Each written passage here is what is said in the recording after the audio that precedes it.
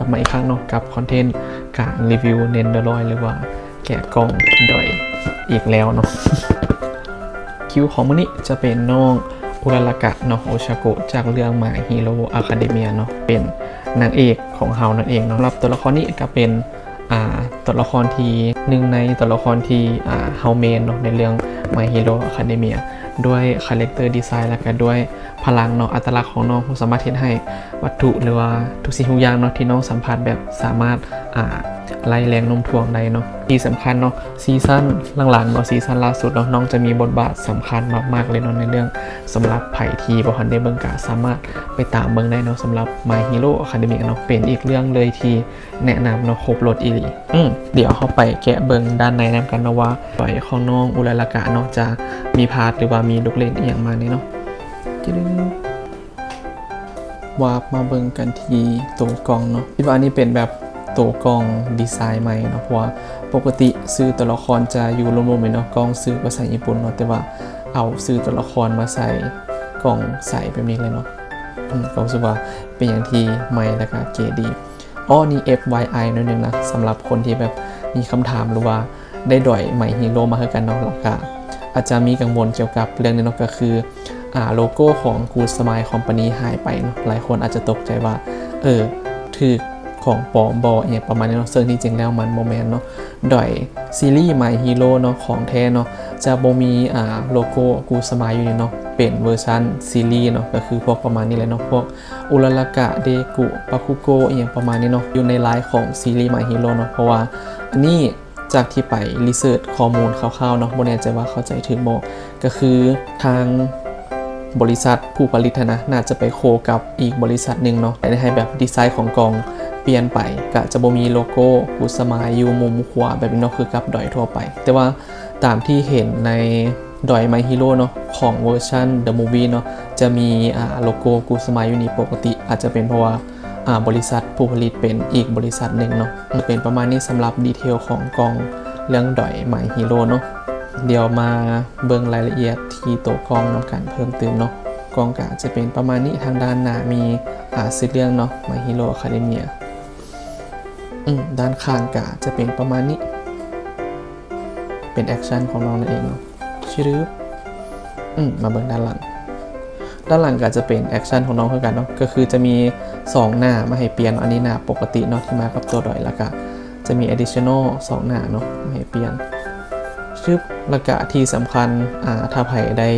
เบิ่งเนาะชุดฮีโร่ของน้องเนาะจะมีหมวกจะได้พาร์ทหมวกกัน อันนี้รู้สึกว่าเป็นหน้ามีมนิดนึงนะเดี๋ยวไปแกะเบิ่งด้านในนำกันเพิ่มเติมทำอิฐเพิ่มมาก็จะเป็นคู่มือเนาะเช่นเคยสำหรับด้านในกล่องของตัวดอยกาจะเป็นประมาณนี้เนาะจะมีพาร์ทมือพาร์ทหน้าต่างๆรู้สึกว่าเป็นดอยทีพาร์ทหน่อยพอสมควรเนาะมีแค่พาร์ทแขนแล้วก็พาร์ทมือเสริมมาให้เนาะแล้วก็พร้อมทางมีการเอฟเฟกต์เนาะแล้วก็มีหน้าเพิ่มมาให้2หน้าเนาะอันนี้จะมีหัวอยู่2หัวเลยเนาะหน้านี้จะแถมหัวมานำเลยแล้วก็ด้านลุมเนาะจะมีเป็นฐานตั้งเนาะพร้อมทางแบบน่าจะเป็นแยงเสียบเนาะเอฟเฟกต์คัมเบลอันนี้เนาะเบิ่งไปทีละอย่างกันขออนุญาตเริ่มจากคู่มือเนาะ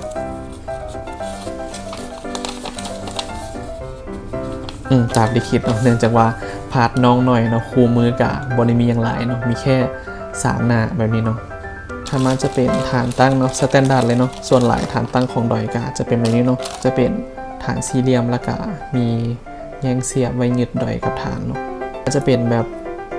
เสาเอาไว้แบบยึดกับป้ายเอฟเฟกต์ของน้องเนาะ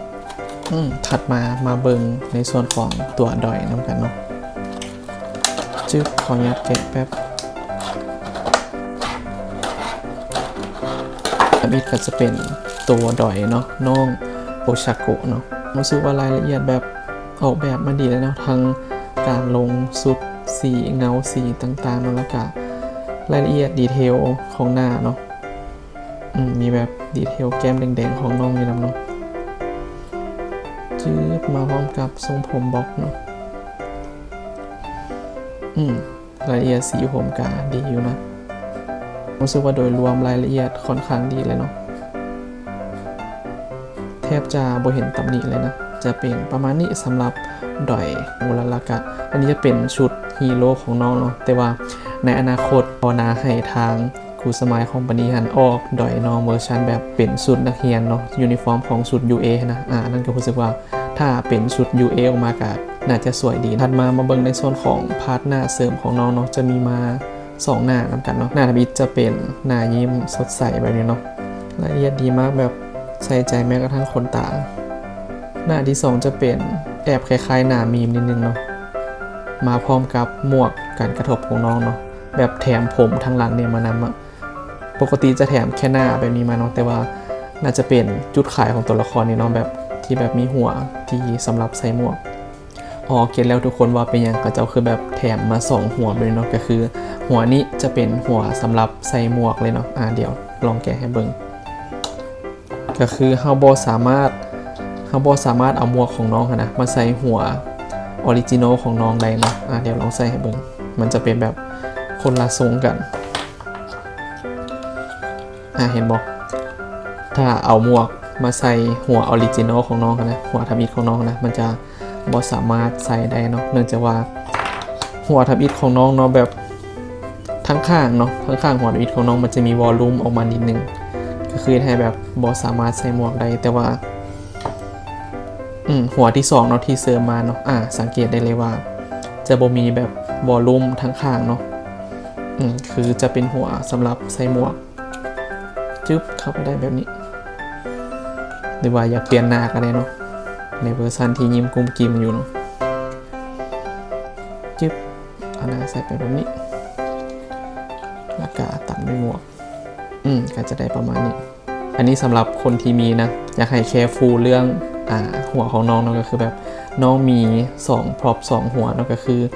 หัวหนึ่งไว้ใส่หมวกเนาะแล้วก็อีกหัวหนึ่งก็คือแบบบ่สามารถใส่หมวกได้เนาะแต่เปลี่ยนหน้าได้ปกติเนาะก็คือบอลแนะนำให้เอาหมวกอันเนี้ยไปใส่หัวทบิดของน้องเนาะอาจจะเกิดการหักอย่างใดเนาะเพราะว่าโดยผมของน้องแบบมีวอลลุ่มทั้งขาเนาะอาจจะให้ปลายหมวกอันนี้หักได้เนาะอันนี้ FYI ไว้นะสำหรับคนที่มีดอยน้องอุลากะถัดมาเบิ่งเอาที่พาร์ทเอฟเฟกต์ก่อนก็แล้วกันจะเป็นตัวอักษรเนาะด้านล่างกาบ่มีหยังเนาะเป็นเอาไว้ใส่จ่อยขาตั้งใส่เนาะมาก็จะเป็นชื่อพาร์ทมือเนาะเป็นแบบมือที่ประสานกันเนาะเวลาที่น้องแบบใส่พลังของน้องเนาะแล้วก็ถัดมาจะเป็นน่าจะเป็นมือที่แบบกำมัดอยู่วะเป็นมือเอาไว้เปลี่ยนเนาะมือ2ข้างที่แบบกำลังกำมัดอยู่เนาะก็จะเป็นประมาณนี้เนาะสำหรับคลิปการรีวิวเนนเดอร์ลอยน้องอุลากะโอชาโกะเนาะโดยรวมรายละเอียดอีกอย่างถือว่าโอเคเลยเนาะพร้อมทางได้หมวกแบบในหมวกในชุดฮีโร่ของน้องมาใส่เนาะใบเดี๋ยวจะพาน้องไปถ่ายแต่ละแอคชั่นของน้องให้เบิ่งนะว่าน้องสามารถแบบเปลี่ยนหน้าหรือว่าเปลี่ยนแอคชั่นเป็นแบบไหนได้แน่เนาะเขียนขานี่ก็สามารถแบบหักได้อิสระเลยเนาะ